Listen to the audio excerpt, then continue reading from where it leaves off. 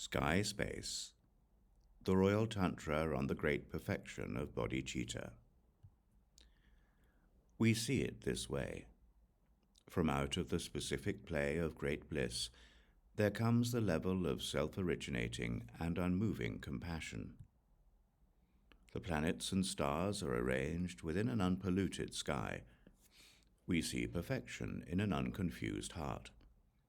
For the sake of our hearts, we do not divide things. During the time that is for our disciples, we practice individually. Both of us melt into a self-originating heart essence. Our own luminosity is non-dual. This is the way that it is. Finding the meaning of awareness is inconceivable.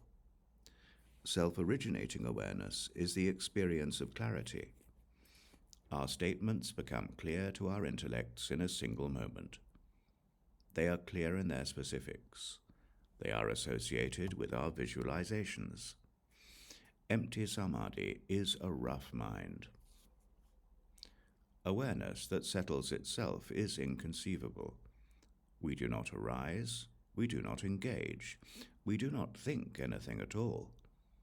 We spin within the unique play of supreme bliss. Everything is also a light for our self-originating awareness. It is pervasive, without having any position or side. In just a single moment it dawns on us clearly. We do not stop. We are not born. We do not seek any object. To settle oneself is an unconditional transmission that is beyond visualizing. This unsought settling of ourselves comes from the force.